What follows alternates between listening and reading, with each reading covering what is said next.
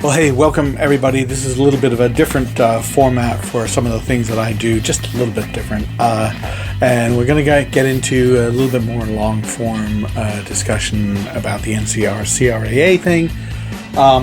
First off, I want to thank the sponsors and supporters of Goff Rugby Report. And that would include our patrons and anonymous patrons. You can go through Patreon, or you can just donate anonymously. It really helps continue to provide the content that we provide without a paywall so that anybody can see it. And much appreciated to everybody who has been contributing over time. It's been really helpful, and we'd love to see more. So at the bottom of the screen, you can see the link to go there and figure out how you can support. I really appreciate it. Also wanted to thank other sponsors, Irish Rugby Tours. I think the thing about Irish Rugby Tours, that's what's been so great, is that they've stayed with us. They're loyal to Goff Rugby Report, and we're loyal to them, and they do a fantastic job.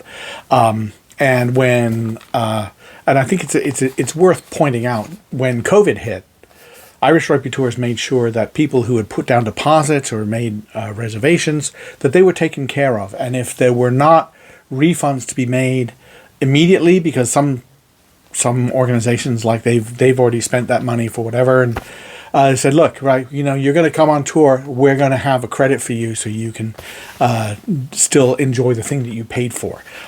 They do a fantastic job with that, and they stayed with Goff Rugby Report even when they weren't able to put people on tour. And why was that? Because they take care of people, and they are loyal. And so what I would suggest is you go on a tour.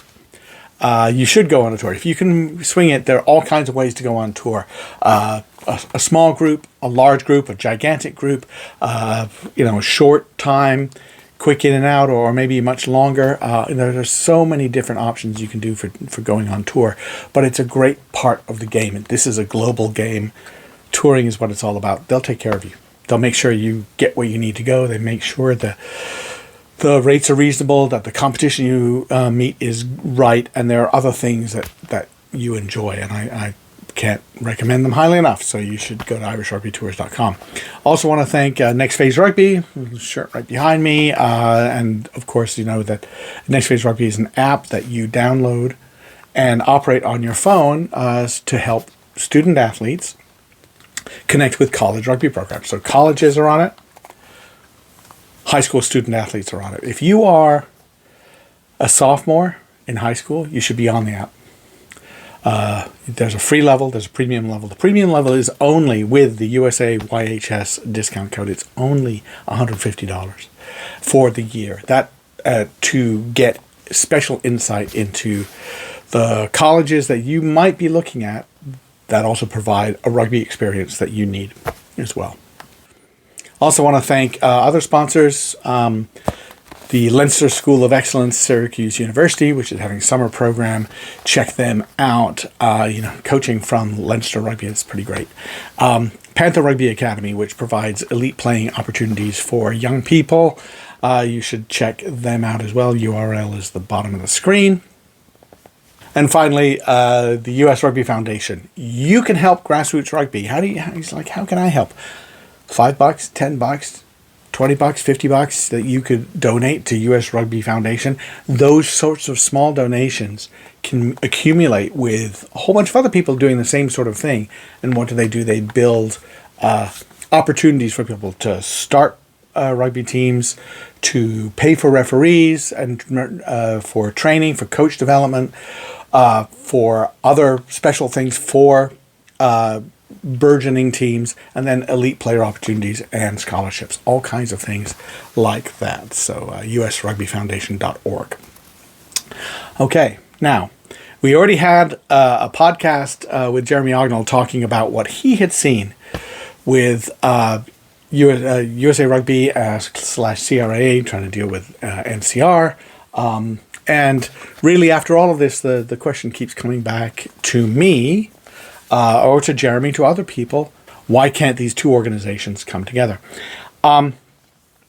ultimately now I think that the question comes down to money. And I would like to preface this by saying that I don't fault anybody for wanting to be compensated for their work.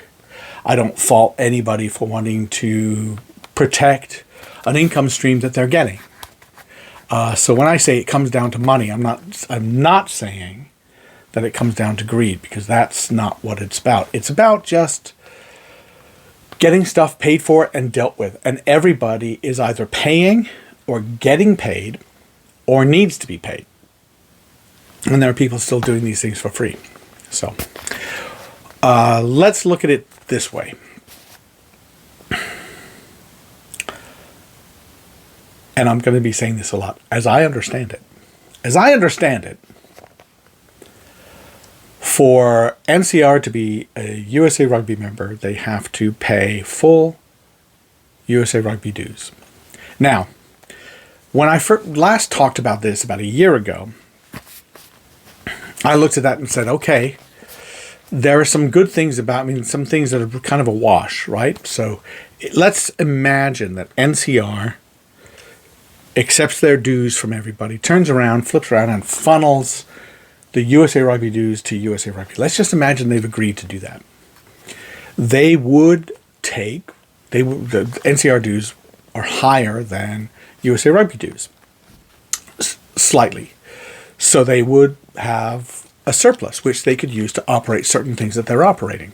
At the same time, and this is true, still, some of that money that they're not taking in anymore and just sending over to USA Rugby, going to insurance either way.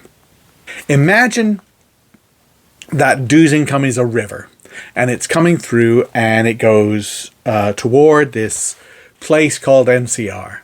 And along the way, it should be like, I made the picture and it doesn't quite illustrate it, but it comes to NCR, and then a little bit of river of money goes off to insurance. Okay. But then if you imagine that the river goes down, it's a big river, and then some of it diverts to NCR, most of it goes to USA Rugby, the same amount diverts to insurance. So you see that when we talk about these giant numbers, the amount of money for insurance really doesn't change. And that's something to remember when we talk about this. I think that's financially a wash. I've looked at the insurances for the two organizations. They're virtually identical. I get the sense, just looking at the things that I was looking at, USA Rugby's is slightly better in some ways, one or two ways. Maybe they're pretty much the same. If somebody wants to die on the hill of we're protecting our insurance policy, don't really see the point in that. So that's part of it, right? So in very, very rough numbers, look at it as about $80 a player on the NCR side, of which 15 roughly would have been allocated to insurance. It's about the same with USA Rugby. It might be 17, I don't know.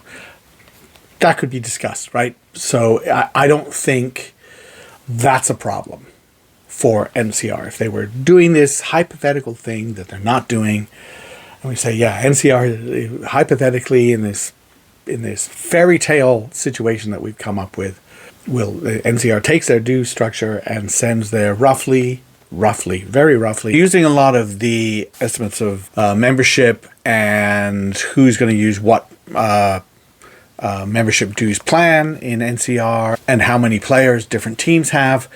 We come up with sort of a general feeling that in NCR, teams are paying about between 70 and 80, but really about $75 per member.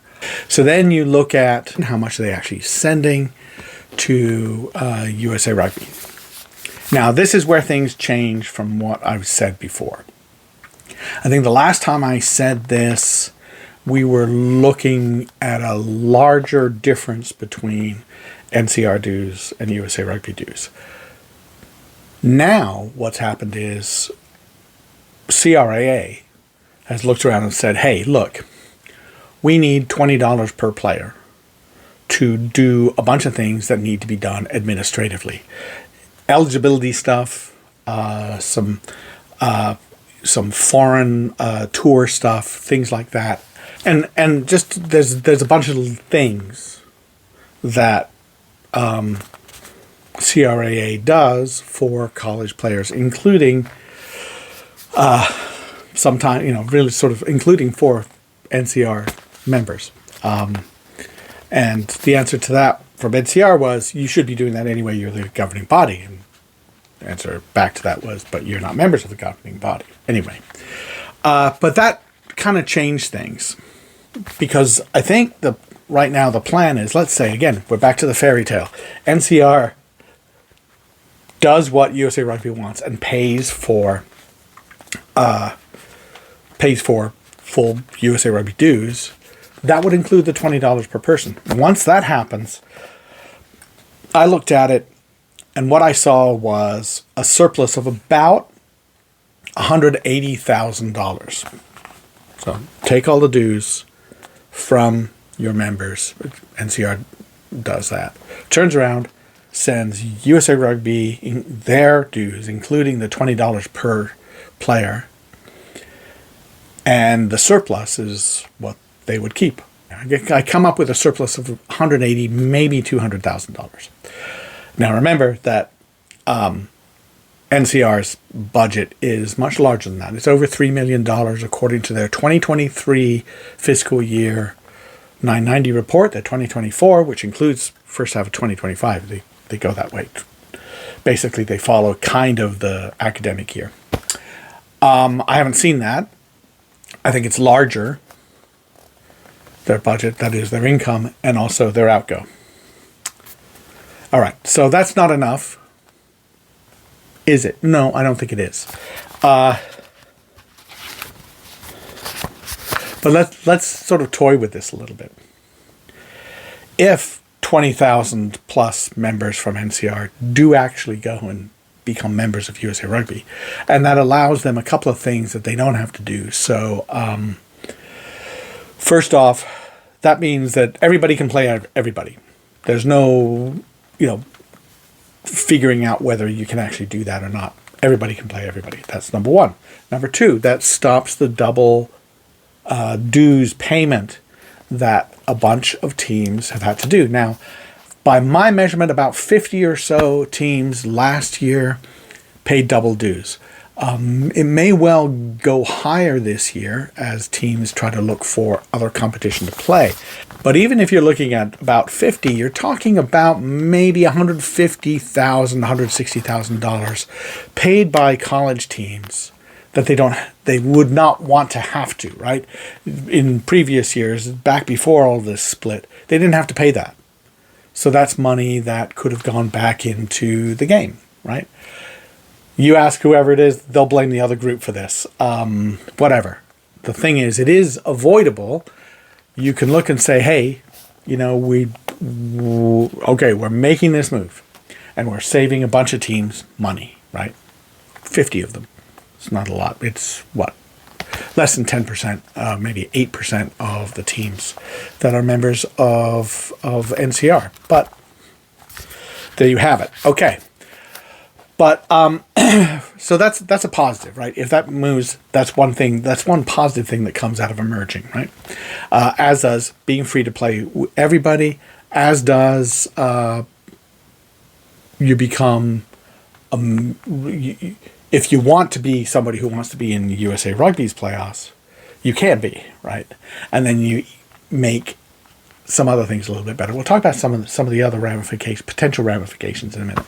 Another big benefit from merging, in my opinion, is on the women's side. Right now, women's rugby at the highest level is not good enough, deep enough. It's not deeply good enough to splinter it the way it is right now. We need to get everybody playing together rather than splinter them off. Already we've got the splintering because the NCAA. I think that's ultimately a good thing. Right now, NCR has no incentive to push, no matter what they talk about, and they've mentioned this a lot about making women's rugby a varsity sport, stuff like that. They don't do anything to actually encourage that, that I can see. But they talk about it a lot. There's no incentive for them to do that because if you make a team and you get them to that NCAA level, you lose them because they go to NIRA. CRAA just lost a team to NIRA. They don't mind. They encourage that because that's kind of what they want to do. But if you really want to get the women's game elevated, you need to all be on the same page. And it really would help if you merged. At the same time, competitively, we would see a much better D1 level and maybe even D1 Elite. We could, or D1A. We could create a D1A much more easily if those are merging. It would be so much better for the women's game if everybody outside of NIRA was playing under the same umbrella. So in this scenario, USA Rugby is going to get an extra 20,000 or so members at about $45, at actually exactly $45 per person. It's about $900,000. Wow, that's a lot. Remember that probably a third of that goes to insurance. That's a really good influx of gross income to USA Rugby and to CRAA. What if CRAA, first of all, looked around and said, wow, we're getting all these, right? All of these members with the $20 per person, right? So that's $400,000 that they weren't have coming in. What if they cut that $20 per person to $15?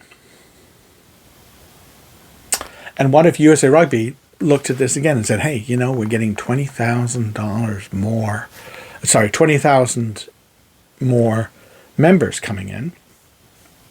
That's 90 grand. And yes, we have to do the insurance thing, but overall the economies of scale are looking pretty good. So why don't we cut our dues by $5? Okay. So now it's $10 less. If you do that, and I did the math on that, now we're looking at a surplus for NCR. NCR hasn't changed their dues in this scenario. Now we're looking at a surplus closer to $400,000. Is that good? Does that work? Let's have a look. Number one, we're assuming in this situation that NCR still runs their playoffs in the fall the way they normally do. So, for example, their Division 2, their Division 3 playoffs, bam, finish in the fall. D1 AA, finish in the fall. NCR D1, men and women, finish in the fall. Okay. And then they have their sevens, and they run their...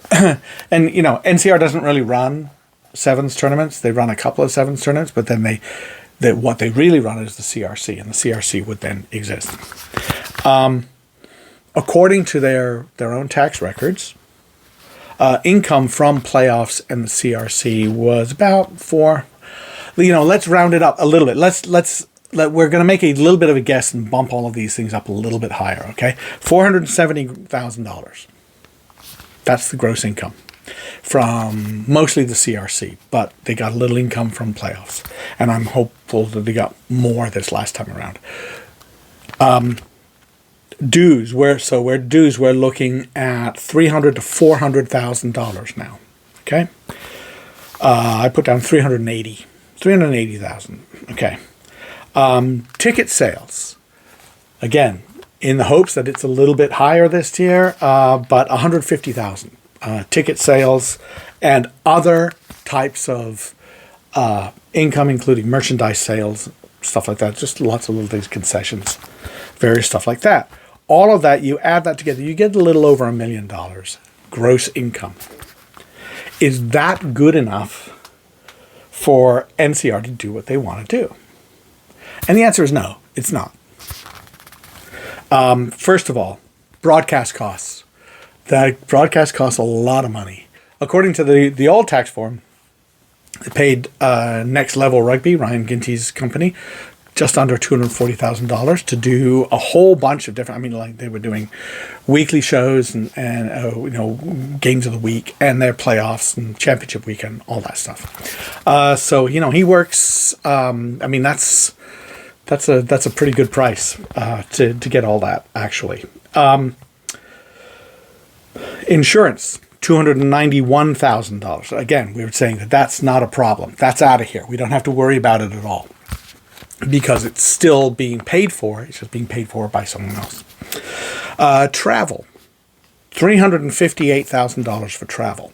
That I can't really speak to. I mean, it's divided by 50-50 into two different categories. So I think some of it's travel for teams and for elite level or select side teams and things like that, and maybe some travel stuff to help teams that are going to playoffs, and some of it's for travel for employees and staff.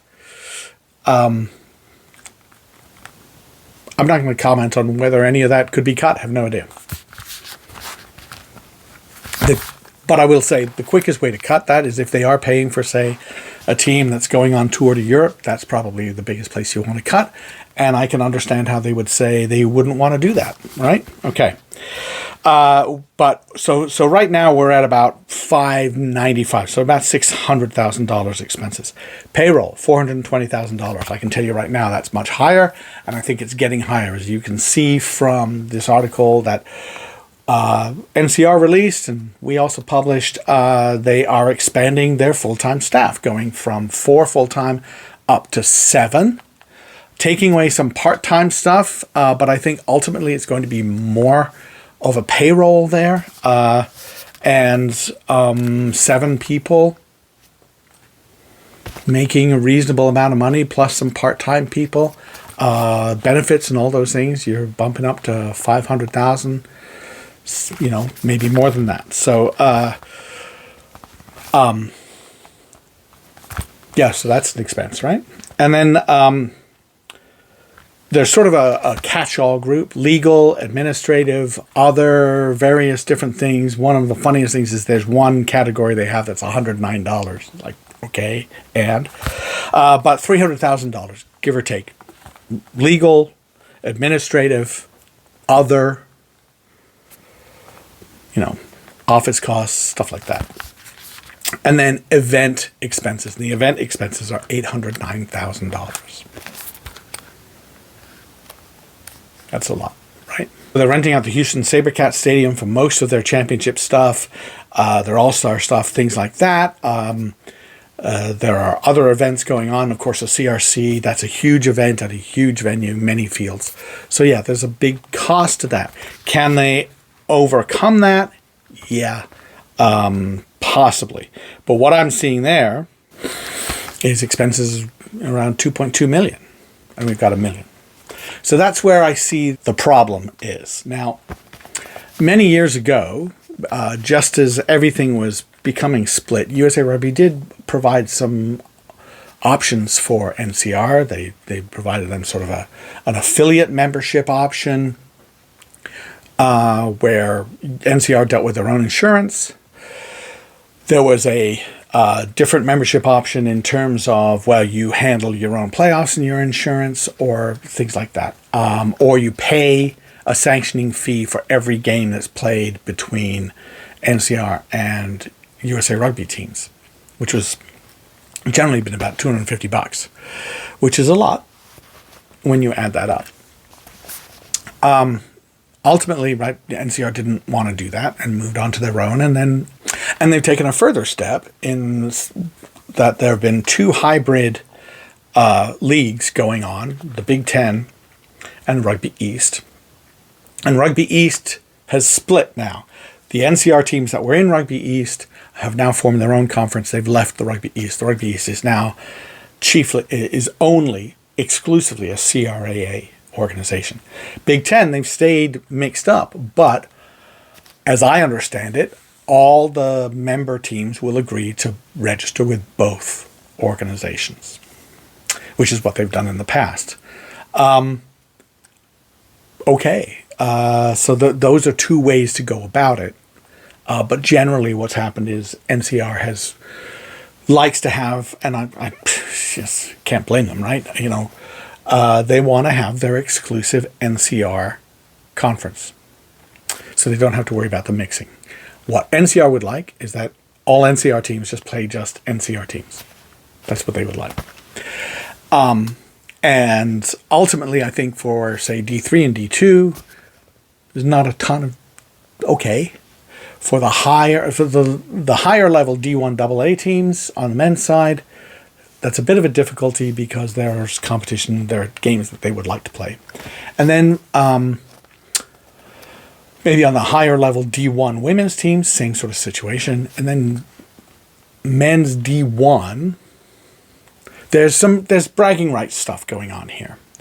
Men's D1, NCR and men's D1, this is one of the biggest tripping points when it comes to how people within the NCR world view what I say and what I write and what I do. Is they think that I'm insulting them when I tell them that D1A is better, stronger, better top teams. It's just a fact that they are. Now, not all of them. I have no doubt that there are NCR teams that could go play D1A teams and win those games. There's no doubt about that. But if we're talking about the top 8, let's just take the top 8 from one side and the other and see what would happen. The D1A teams would win almost every game. But these are objective facts to me that the best D1A teams are stronger than the best D1 teams overall. That's not an insult.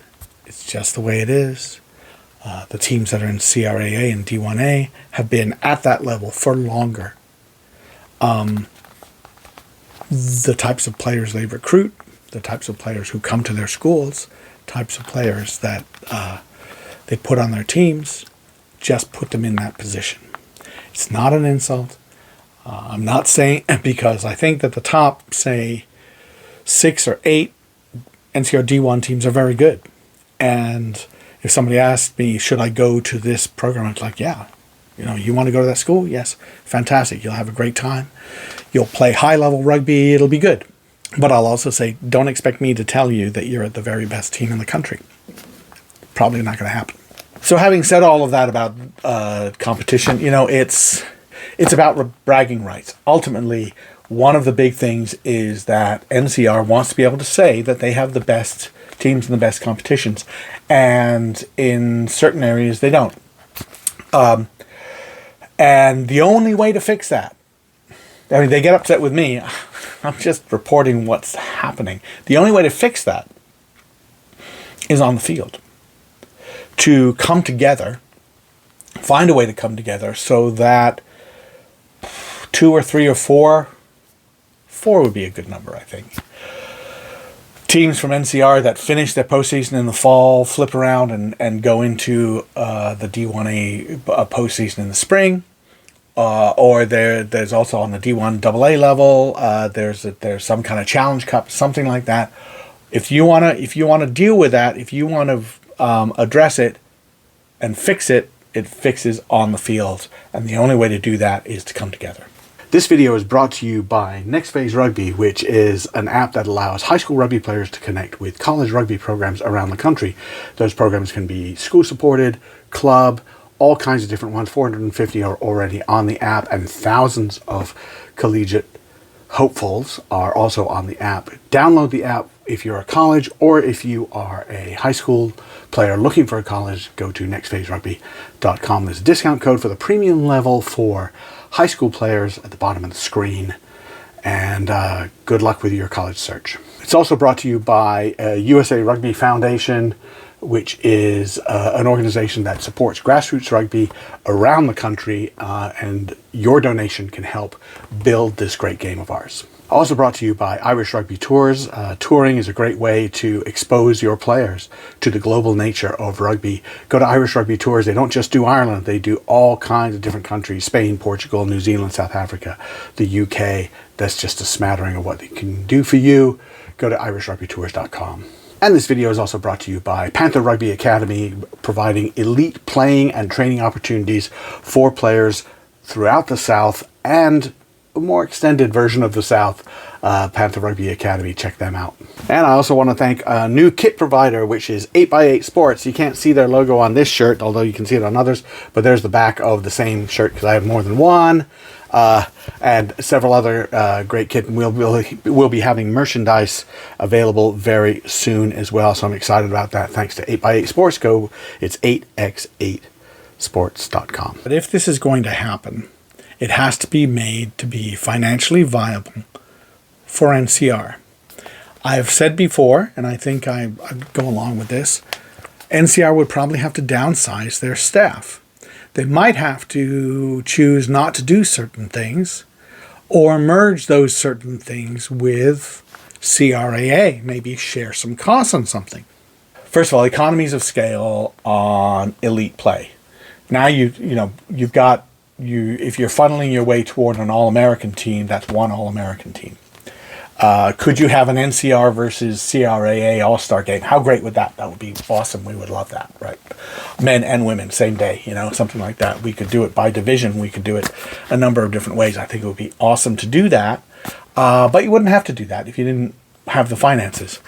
There's economies of scale in terms of working on broadcast. There's leverage you could do in combining and working on broadcast negotiations rather than working against each other.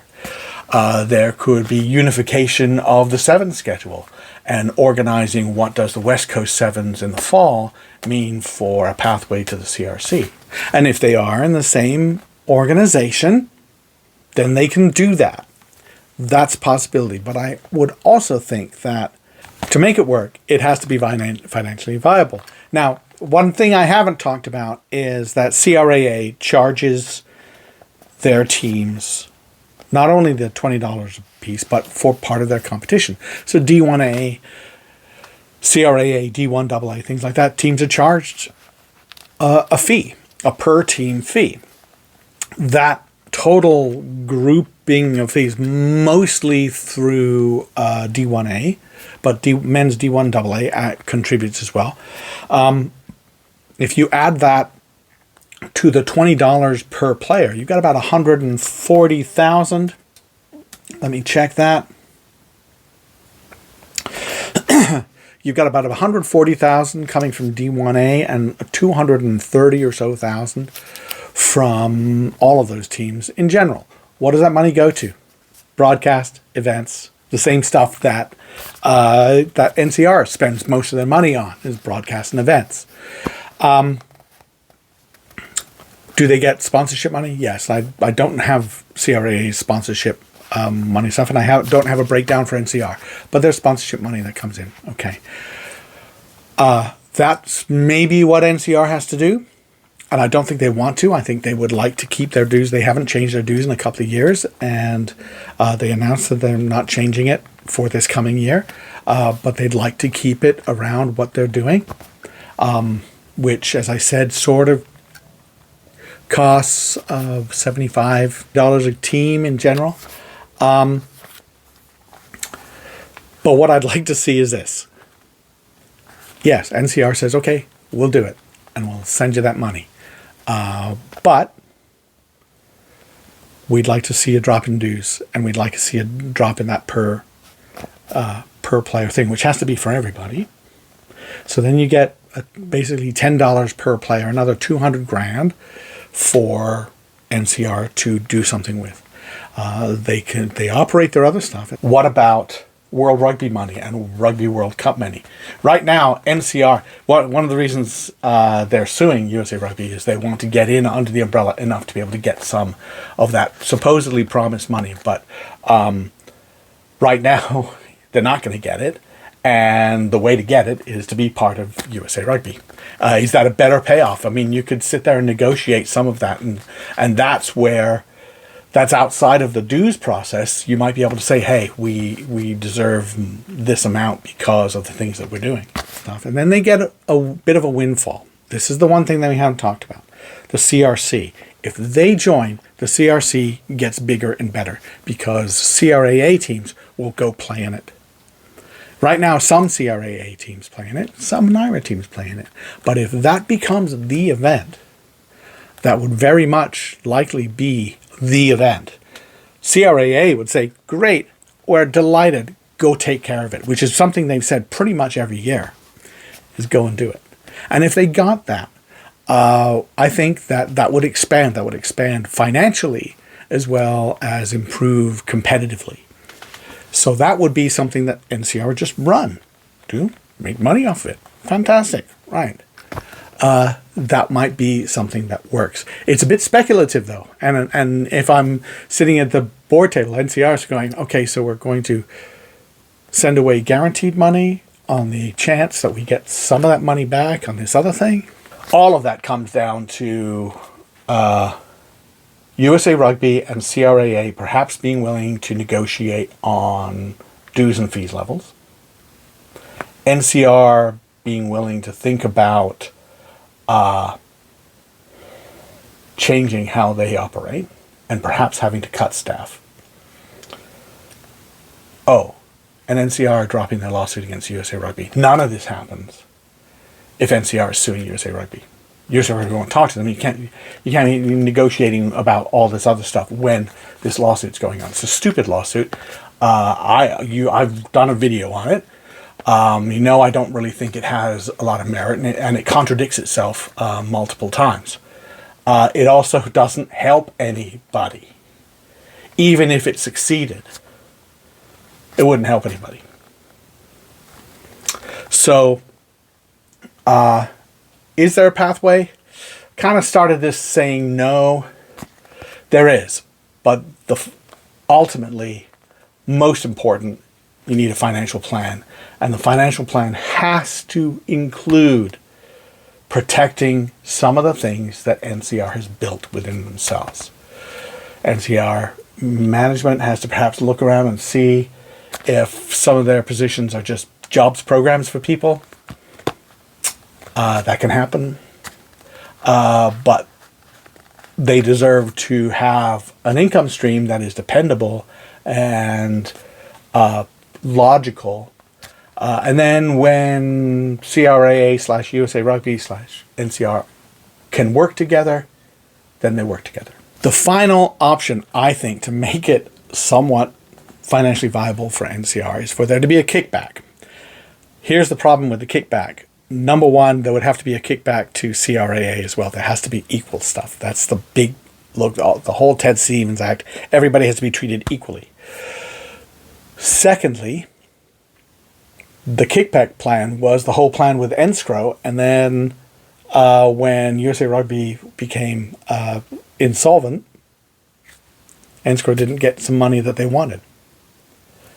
They're still angry about that. I don't blame them. I mean, they're a little bit miffed, right? Wouldn't you at least be sort of a, fool me once, shame on you, fool me twice, shame on me, kind of wary about it? Yeah, I think you would be. But that's kind of what I would be looking at. I would be looking at an events kickback, an events rebate for both CRAA and NCR. I would be looking at a dues reduction and the CRAA's per player fee reduction to the point that maybe NCR looks at that and says, we do all of this stuff and we have, along with sponsorship money and the other income that they have, $1.5 million, and can they operate as an organization with $1.5 million? Right now they're shooting toward an organization that has an overall budget of $4 million, but that includes the insurance. And remember, we're taking that out of the equation. But it's still a lot more than $1.5 million. So that is the number one thing I think needs to be dealt with if we're going to have everybody play together, is how do you handle the financial numbers? Remember, most of my numbers, in fact, almost all my numbers are guesses, educated guesses based on what I know about the size of teams, the size of the organizations, how many teams they have, what divisions they play in, what dues level they have, all those things. I'm rounding, I'm things like that because I don't think it really matters. Somebody's going to come in and say, you said 1.7 million and it's really 1.54 million. So what? It doesn't matter. What matters is the bigger numbers is it going to work? Is it not going to work? And I think if the margins are around $100,000 or more, like, if you change those numbers a little bit, then it works. It's not going to work. What you have to have is something you look at and say, yeah, we're going to have a surplus here. We're going to be able to do anything. So NCR is going to look and say, we can run our Division 3 playoffs, and our Division 2 playoffs, and our Division 1 playoffs. And we can run at least some of the all-star stuff that we want to do, and we can run the CRC, and we can perhaps merge with CRAA on like an All-American team or some other stuff that goes on that maybe we don't have to do. That would work. If you look at the announcement of staff, the emphasis for NCR seems to be shifting away from the D2, D3 teams generally to worrying about events and higher level stuff. And they're now paying full-time media person and a couple of part-time media people. Now, I'm all for media organization, more people in media. I think that's great. More people talking about college rugby, fantastic. The fact that you've got someone like Pat Clifton, who's someone that I worked with and, got him started really back about 14 years ago. That's great. To have somebody like that, fantastic. Do it. But it does change your emphasis. And do you need to be emphasizing that? Maybe you do. That was kind of the model with United World Sports. They wanted to have some media, and they thought the media would help everything else. So I hope that works, but you need to get some income on that as well. So right now, I think it's financial. That's what I think. And I'm tossed out a few ideas on that. I would love to hear some other people's ideas, especially people who know more than me. So thanks a lot for listening. Thanks again to our sponsors. Thanks again so much to our Patreon patrons and our anonymous patrons. And we'll see you next time.